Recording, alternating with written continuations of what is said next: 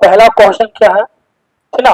तो पहला क्वेश्चन है वास्तविक संख्या से। क्या क्वेश्चन है, देखिए लिखा हुआ है कि 5.234, ठीक ना। और 2 3 4 पर क्या है, रैंकिंग है, ठीक ना, बार दिया हुआ है, को P बटा Q के रूप में क्या करना है, लिखना है। तो इसको क्या करना है, P बटा Q के रूप में लिखना है। तो सोल्यूशन, ठीक ना, ये ज्यादातर 2 नंबर के ही प्रश्न पूछे जाते हैं। तो सबसे पहले क्या करना है कि पूरा संख्या को लिख देना है। क्या है, 5 2 3 4, ठीक ना। उसके बाद बट्टा का चिन्ह, अंश और हर के रूप में लिखना है। तो उसके बाद क्या करना है, जितना अंक पर रेकरिंग है उसके लिए उतना 9 लिखना है, ठीक ना। तो यहाँ कितने अंक पर रेकरिंग है, तो मात्र 3 अंक पर रेकरिंग है, इसलिए क्या लिखेंगे, 3 गो 9 लिखेंगे। यदि 2 अंक पर रेकरिंग रहता तो 2 9 लिखते हैं, ठीक ना। 1 अंक छोड़ देते, रेकरिंग नहीं रहता तो उसके लिए क्या लिखते हैं, 0 देते हैं। इतना क्लियर है। तो जितने अंक पर रेकरिंग है दशमलव के बाद उतना 9 लिखेंगे, और दशमलव के बाद ना जितने अंक पर रेकरिंग नहीं है उसके लिए हम लोग 0 का प्रयोग करेंगे। तो इस पर दशमलव के बाद 3 अंक है और तीनों पर रेकरिंग है, तो हम टोटल 9 लिख दिए 3 बार, ठीक ना। और 0 एक ही बार भी नहीं लिखा हुआ है, ठीक। अब देखिए आगे, ठीक ना। उसके बाद एक और नियम है, जिस पर रेकरिंग नहीं है उसको क्या करते हैं, घटाते हैं, ठीक है। जिस पर रेकरिंग नहीं है उसको क्या करते हैं, घटाते हैं, ठीक ना। यहाँ सिर्फ कितना घटेगा, 5। तो 5 को आप लोग क्या कर लीजिए, इसको घटाइए, तो कितना बचेगा, 999। अब 5 घटाएंगे तो हासिल लेंगे तो होगा 14, 14 में से 5 घटाएंगे कितना बचेगा, 9, ठीक ना। ये कितना हो गया, 2 2 और 5, ठीक है। जो कट रहा है उसको काटते हैं, नहीं कटेगा तो छोड़ देते हैं। तो ये कटने वाली संख्या है, ठीक ना। 9 से कटेगा कितना मतलब 1 1 1, और 9 से कटेगा, ठीक ना। तो 9 छक 54 ज्यादा हो जाएगा, 9 पचे 45, 9 पचे 45 कितना बार में कट रहा है, 5 बार में, ठीक ना। तो 45, तो 52 में से 45 घटाते हैं, 52 में से कितना घटाते हैं, 45, तो कितना बचेगा मेरे भाई, ठीक ना। तो 7 5 12, अब कितना उतारेंगे, 2, तो 9 8 72, तो 8 वर्ष में 72 क्या हो जाएगा, पूरा पूरा कट जाएगा।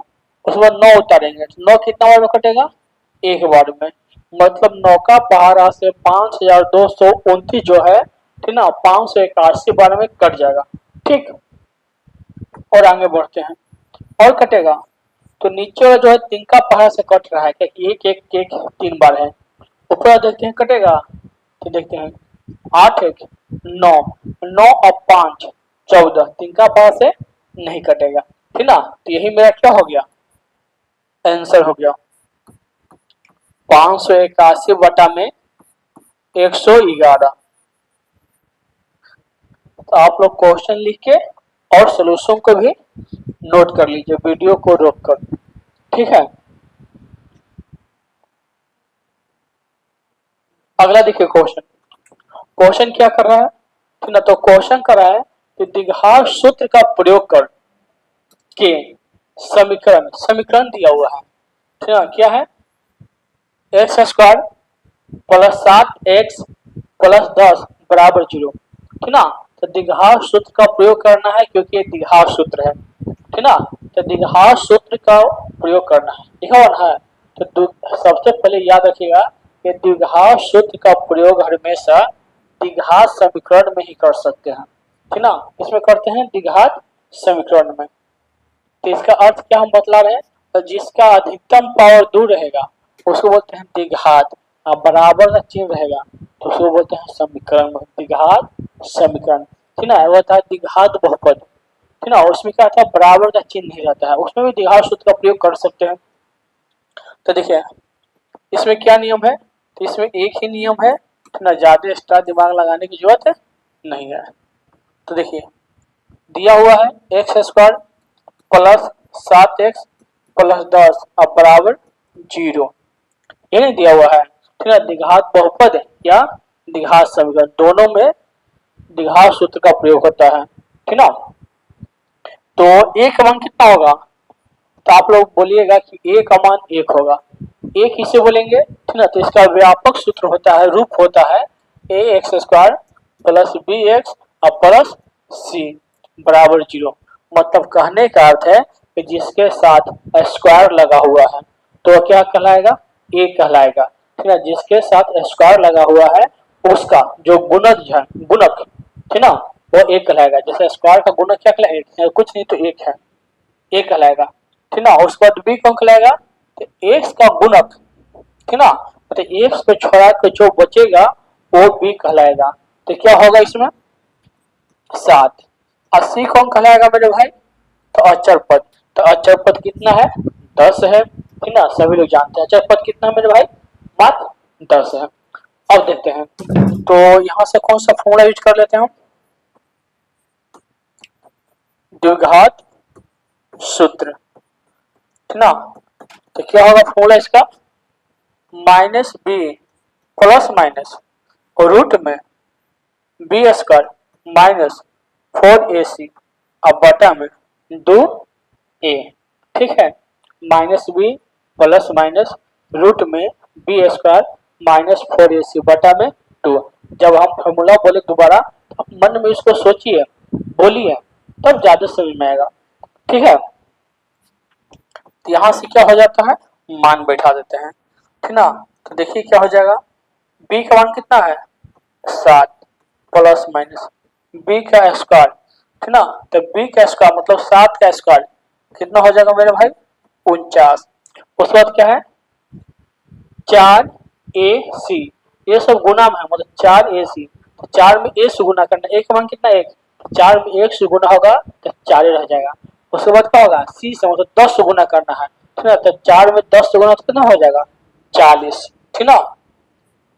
अब देखना है 2 गुना a, तो 2 में a से गुना करना है, तो a का मान कितना है 1, ठीक ना। तो 2 में 1 से गुना होगा कितना हो जाएगा 2। चलिए ठीक, और आगे यहाँ चलते हैं। तो क्या है -7 प्लस माइनस रूट में कितना होगा 9 अब बटा में 2। एक और बात, ठीक ना, इसमें जितने बच्चे हैं आप सोच रहे हैं कि प्लस माइनस दोनों का चिन्ह क्यों दे रहा है, ठीक ना। तो क्योंकि जो रूट में संख्या है उसका मान प्लस में भी आ सकता है और माइनस भी। तो 9 जो आया है तो किसका मान होगा, तो 3 का भी स्क्वायर है 9 और -3 का भी स्क्वायर है, ठीक ना। मतलब दोनों का होता है, इसलिए यहाँ पर प्लस माइनस का प्रयोग किया जाता है। जिनको जिनको नहीं मालूम था वो लोग लाइक कर दीजिएगा।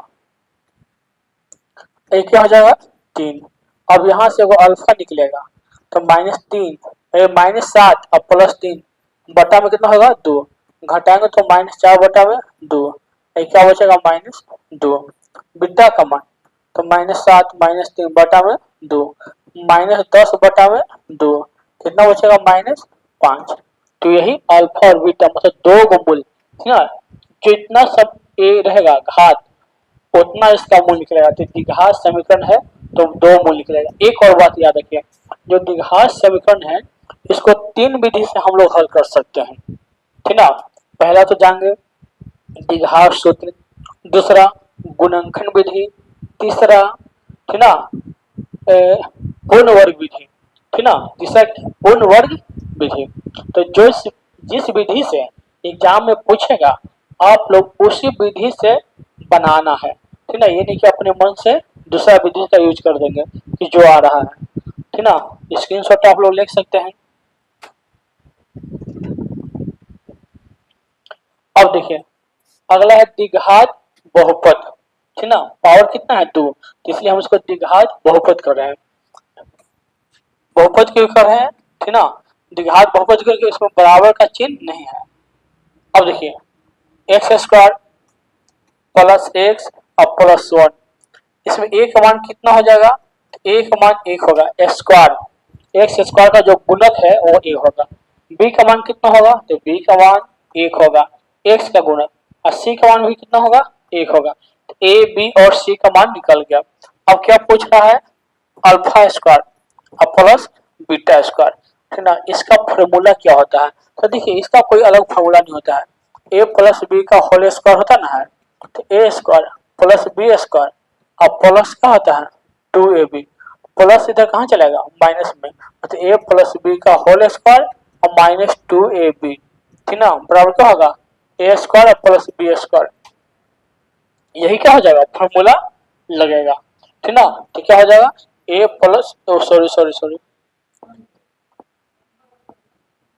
अल्फा अब प्लस बीटा का स्क्वायर और माइनस 2 अल्फा इंटू बीटा, तो कितना होगा एक का स्क्वायर। अब देखिए अल्फा प्लस बीटा का मान कितना होता है, ठीक ना, तो अल्फा प्लस बीटा को बोलते हैं शून्यकों का योग, ठीक ना। तो इसका फॉर्मूला होता है माइनस बी बटा में ए, और इसका क्या होगा सी बटा में ए, ठीक है। तो मान रख देते हैं माइनस एक बटा में एक, ए का वही मान एक है, बी का मान एक है, सब एक हो जाएगा, ठीक ना। दो गुना क्या हो जाएगा एक बटा में एक, तो यहाँ गुना कर लेते हैं, बराबर माइनस एक का स्क्वायर, क्या हो जाएगा दो, एक का स्क्वायर एक दो, घटाएंगे तो कितना बचेगा माइनस एक, ठीक ना। तो ये मेरा आंसर आ गया alpha square plus beta square का। अब देखिए यदि किसी आंकड़े का माध्यिका 12 एवं बहुलक 18 है तो आंकड़े का माध्य ज्ञात करें, ठीक ना। तो बहुलक बराबर फॉर्मूला क्या होता है 3 गुना माध्यिका माइनस 2 गुना माध्य, ठीक ना। तो बहुलक कितना दिया इसमें 18 और 3 गुना माध्यिका, तो माध्यिका कितना है भाई 12 और 2 गुना माध्य, ठीक ना। तो 12 तिहाई 36, 2 गुना माध्य, प्लस में तो कहाँ चलेगा माइनस में, 18 में से कितना घटाएंगे 36, तो माइनस 2 गुना कितना हो गया माध्य। अब देखिए 18 में से 36 हम घटाते हैं तो कितना बचेगा माइनस 18, माइनस 2 गुना माध्य, माइनस माइनस का हो जाएगा प्लस, माइनस माइनस का हो जाएगा प्लस, और 2 का पावर से कितना मत करेगा 9 मतलब, तो इसका माध्य कितना हो गया 9, ठीक ना, माध्य कितना होगा 9। इस फॉर्मूला को जब हम विद्यार्थी जीवन में बनाते थे तो बार बार भूल जाते थे, ठीक ना।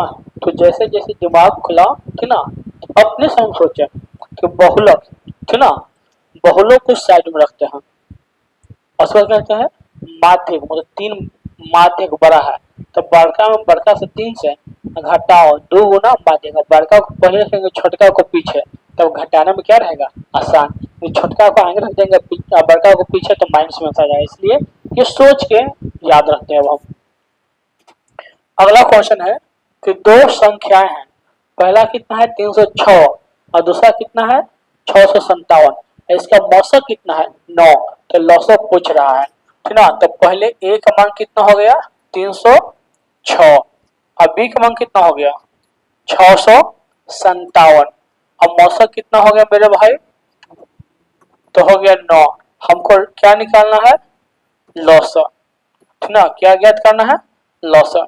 तो आगे बढ़ते हैं, फॉर्मूला क्या होगा ए गुना बी अब बराबर मौसक और गुना लौसक, ठीक ना, मौसक गुना लौसक, तो क्या हो जाएगा 306 और गुना 657 बराबर 9 और गुना लौसक, गुना में कहाँ चल जाएगा भागा में, तो 306 और गुना 657 और भागा में 9 बराबर 900।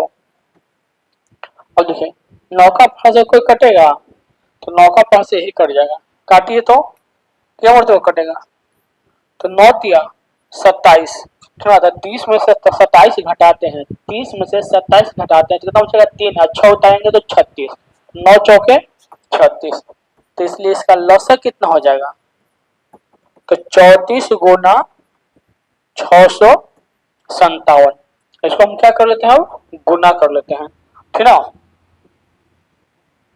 657 गुना 34, तो 7 चौके 28, हासिल 2, 5 चौके 20, 2 22, हासिल 2, 6 चौके 24 से 2 26, एक अंक छोड़ के, 7 या 21, हासिल 2, 15 और 2 17, हासिल 1, ठीक ना। 6 या 18, एक का हो जाएगा 19, जोड़ लेते हैं 8 3 6 7 13, हो जाएगा 2 और 2, तो कितना आया 22,338 हो गया एलसीएम, ठीक ना। तो आप लोग इसको नोट कर लीजिए।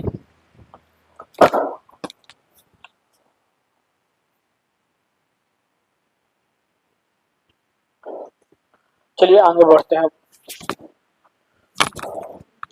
अगला क्वेश्चन, एक बेलन के आधार का व्यास 42 सेंटीमीटर और ऊंचाई कितना है 10 सेंटीमीटर, तो इसका आयतन ज्ञात करना है।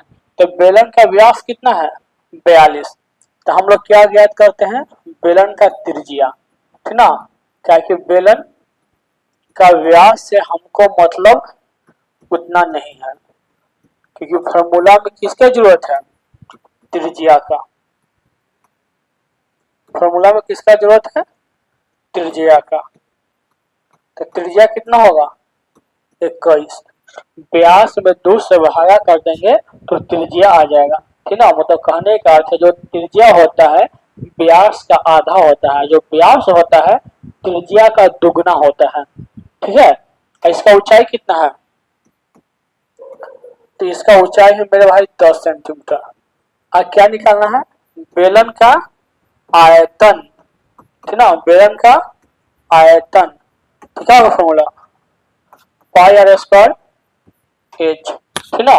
1/3 कर देंगे तो शंकु का हो जाता है, तो बेलन का होगा पाई आर स्क्वायर एच, तो पाई का मान 22/7 और त्रिज्या 21 गुना 21 और ऊंचाई 10, कटे का हो तो काटिए 7 या 21, तो 22 गुना 3 गुना 21 गुना कितना हो गया 10, इस सब को आपस में क्या करना है, गुना करना है। तो 21 तिया 63 या 22 तिया 66, अब 66 में कितना से गुना करते हैं 21 से, तो कितना हो जाएगा 6 6, एक अंक 6 के 6 दिन 12, 6 दिन 12 1 13, तो 6 8 3 1, एगो 10 से गुना करना है, एगो 0 बैठा देते हैं, 10 से गुना हो जाएगा, तो गुना करने पर आएगा 13,860, आयतन है, ठीक ना। इसमें क्या होगा मात्रक क्यूब हो जाएगा, मतलब घन सेंटीमीटर, ठीक है, क्या हो जाएगा घन सेंटीमीटर।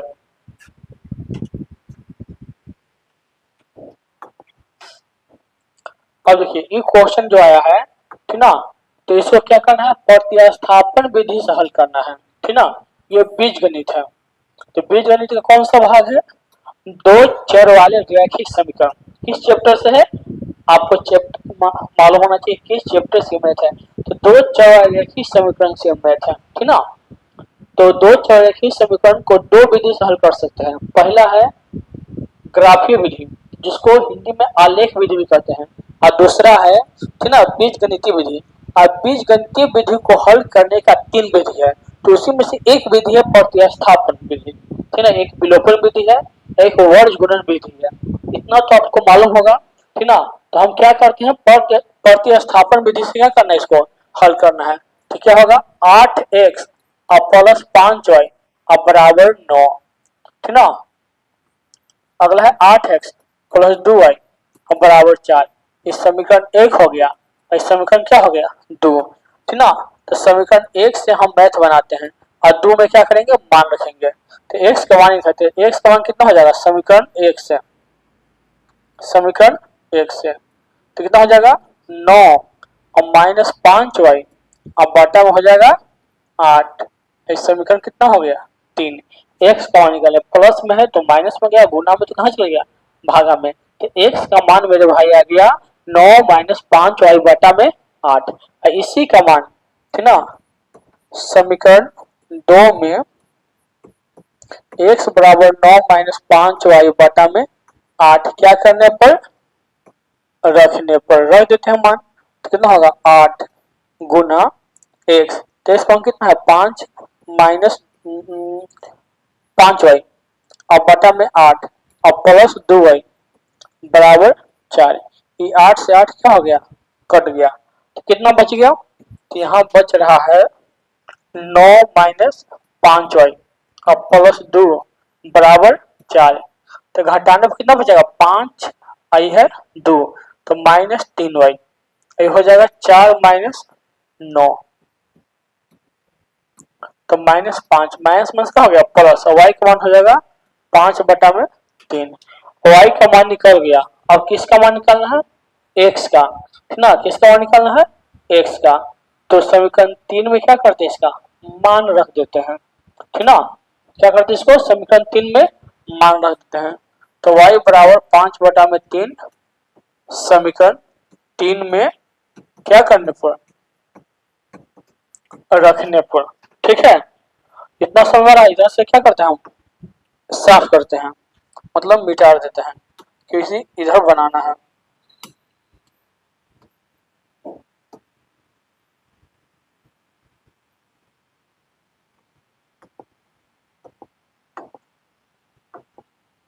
हाँ तो क्या हो जाएगा x बराबर 9 माइनस 5, ये हो जाएगा 5 बटा में 3, इसका बटा में कितना हो जाएगा 8। ऊपर रख पहले सोल्व कर लेते हैं, बटा में 8 छोड़ देते हैं, 25, तो 9 माइनस 25 अब बटा में क्या हो जाएगा यहाँ 3, यहाँ कुछ नहीं थे, ठीक ना। तो ऊपर क्या हो गया भिन्न का जोड़, तो सबसे पहले ऊपर रख बना लेते हैं।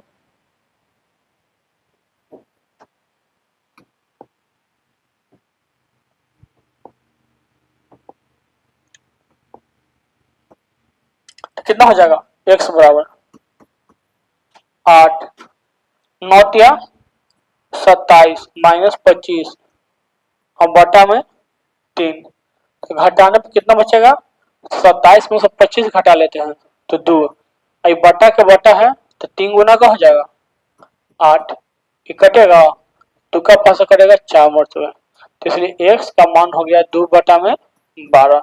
तो x और y का इस तरह से हम मान क्या कर लिए हैं, ज्ञात कर लिए हैं, है ना। x का मान आया है 2 बट सॉरी ठीक ना, x का मान कितना आया है 1 बटा में 12, 1 बटा में 12। अगला है द्विघात समीकरण root 3x square plus 8x plus 4 root 3 बराबर 0 के मूल्यों का योग और गुणनफल ज्ञात करना है, ठीक ना। तो सबसे पहले root 3x square plus 8x plus 4 root 3 अब बराबर 0 में क्या हम निकाल लेंगे a b और c का मान। तो a का मान कितना होगा मेरे भाई रूट 3, b का मान कितना होगा 8 और c का मान कितना होगा 4 रूट 3, ठीक है। तो शून्यकों का योग मतलब मूल्यों का योग मतलब अल्फा प्लस बीटा, तो फॉर्मूला क्या होता है माइनस बी बटा में, ठीक ना। तो माइनस 8 है रूट कितना हो गया 3, आंसर। दूसरा है गुणनफल मतलब अल्फा गुने बीटा, ठीक ना, क्या होता है सी बटा में ए, सी का मान कितना है 4 रूट 3 और बटा में रूट 3, रूट 3 से रूट 3 कट गया कितना बच गया 4, ए आंसर हो गया, ठीक है।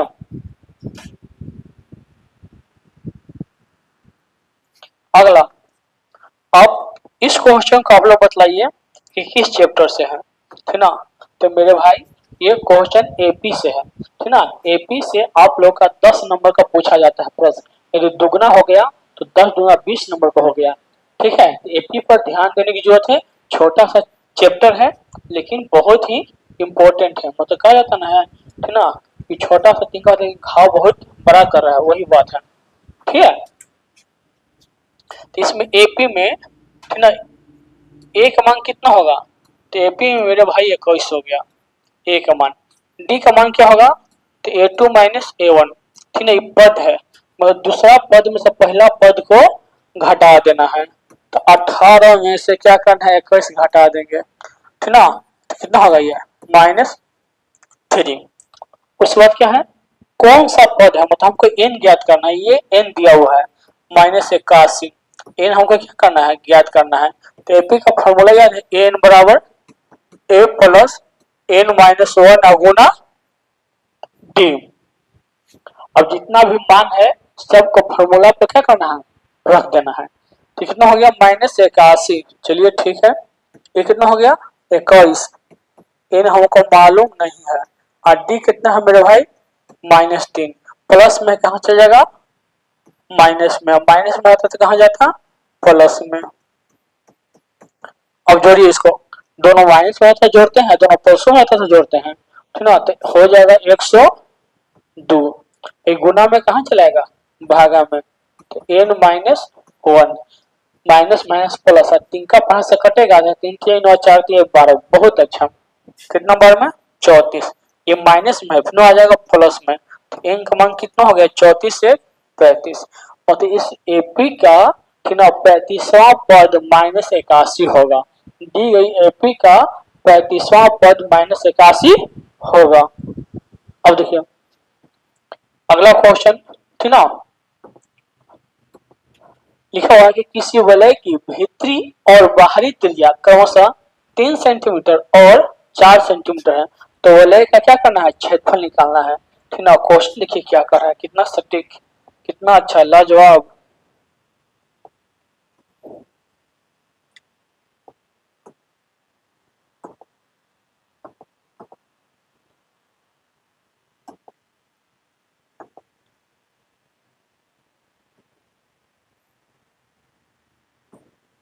ये देखिए एगो हो गया, एक और पढ़ लेते हैं।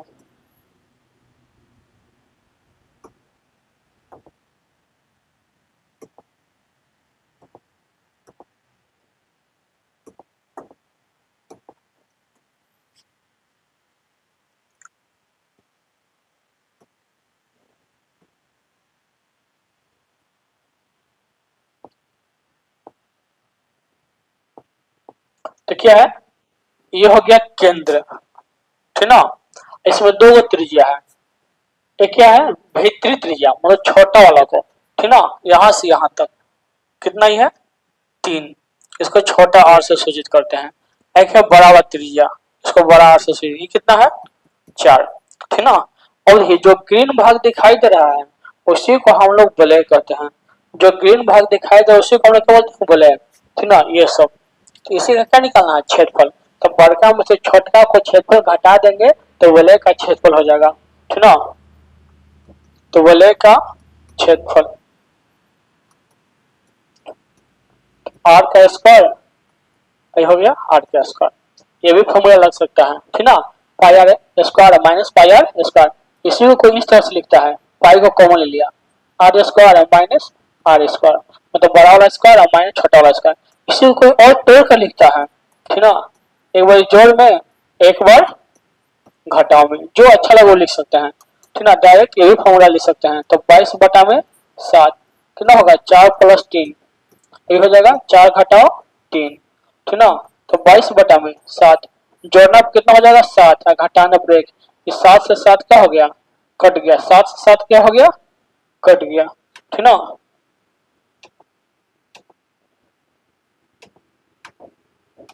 7 से 7 कट गया, तो आंसर कितना हो गया 22 सेंटीमीटर स्क्वायर, क्योंकि क्षेत्रफल निकालना है तो क्षेत्रफल में क्या होगा स्क्वायर, ठीक ना। 20 से संबंधित क्षेत्रफल से था, ये भी क्षेत्रमिति से क्वेश्चन है, ठीक ना, बहुत अच्छा क्वेश्चन ये भी है। देखिए 28 सेंटीमीटर त्रिज्या वाले वृत्ताकार तार को सीधा कर और मोड़ कर एक वर्ग बनाया गया है, तो वर्ग की भुजा क्या करना है, निकालना है, ठीक ना। तो तार है उसको मोड़ा गया है, तो मोड़ने का अर्थ क्या है, वृत्त बनाया गया है, ठीक ना। तो परिधि है, यहाँ पे क्या होगा, वृत्त का परिधि और वर्ग का परिमाप आपस में बराबर होगा, तो 2πr, इसका क्या होता है 4 गुना भुजा, ठीक ना, वर्ग का परिमाप।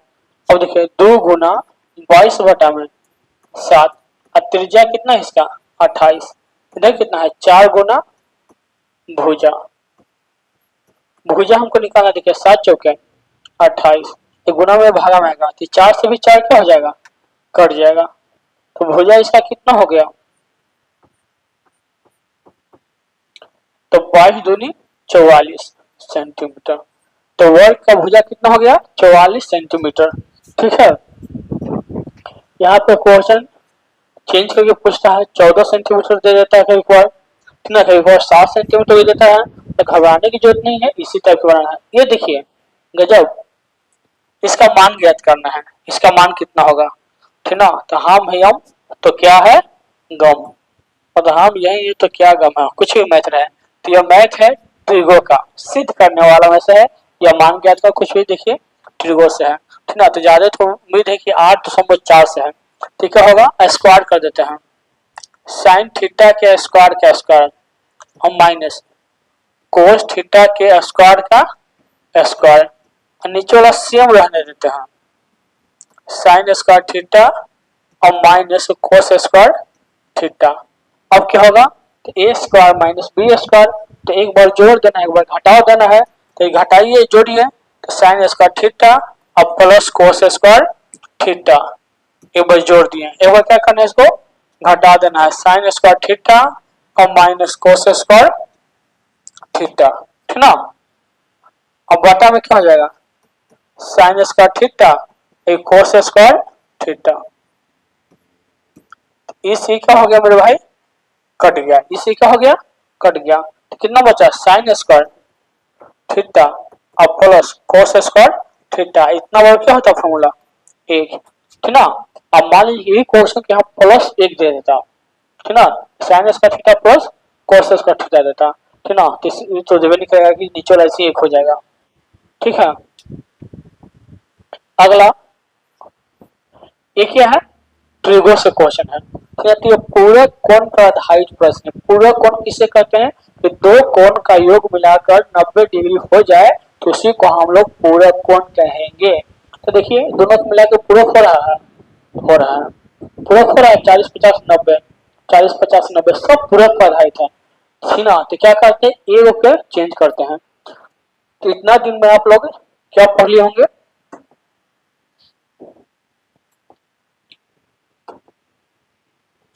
इतना तो पढ़ लिए होंगे, ठीक ना। इस साइन का पूरक क्या होता है, कोस, मतलब कोस 90 और माइनस थीटा, थीटा का मान कितना है 50, नीचे क्या रहेगा कोस 40, ठीक ना। देखिए बहुत सारे टीचर क्या कहते हैं, कि कहते हैं ना इस तरह से कि साइन 90 माइनस 40 यहाँ भी कर देंगे, मतलब कहते हैं सोचने के लिए, ठीक ना, कि 90 में से कितना घटाएं तो 50 हो जाता है 40, उस तरीका से बनता है। तो सीधे याद रखिए कि साइन का पूरक क्या होता है, साइन का पूरक होता है कोस, ठीक ना। तो इसलिए कोस बराबर फॉर्मूला, इसलिए कोस देखिए साइन वर्ग क्या हो जाएगा, इसलिए कोस वर्ग क्या होता है फॉर्मूला, कोस थीटा बराबर साइन 90 माइनस थीटा, और साइन थीटा और क्या होता है कोस 90 माइनस थीटा। तो हम ये वाला फॉर्मूला लगा रहे हैं कि साइन 50 बराबर तो कोस 90 माइनस थीटा, थीटा का जगह कितना है 50, ठीक है। अब बहुत लोग ऊपर वाला फॉर्मूला से बनाते हैं, उसके बाद क्या होगा कोसेक, तो कोसेक किसका होता है सेक का, तो सेक 90 माइनस थीटा, मतलब थीटा का मान कितना दिया हुआ है 40, और नीचे वाला 10 का 10, कोई चेंज नहीं करना है, ठीक ना, माइनस कोस 50, ये क्या होगा सेक 90 माइनस क्या हो जाएगा ये 40। यदि कोई मेरे भाई इस तरह से पढ़े होंगे, ठीक ना, तो उनका भी ठीक है, ये नहीं कि गलत है, ठीक ना। किस तरह से, तो यहाँ लिखते होंगे साइन 90 माइनस कितना 40 बटा में कोस, अब फॉर्मूला यूज करते होंगे साइन 90 माइनस थीटा बराबर कोस थीटा, ठीक ना। तो यहाँ घटा दीजिए, कितना बचेगा कोस 40 और नीचे भी कोस 40, यहाँ कितना बचेगा सेक 50, यहाँ भी सेक 50, ये क्या हो जाएगा कोस 50 और सेक 50, बराबर से बराबर भागा देते हैं एक आता है, हमेशा याद रखना है, ठीक ना, सातों जन्म, इसको नहीं भूलना है। बराबर बराबर से भागा देंगे एक, माइनस साइन कोस का, साइन कोसेक का, कोस सेक का उल्टा होता है, कितना हो जाएगा 4, तो एक एक दो है, दो में से 4 घटाओ मेरे भाई तो कितना बचेगा -2, आंसर। ठीक है, और ये आज का अंतिम क्वेश्चन है, ठीक ना, माध्यिक से।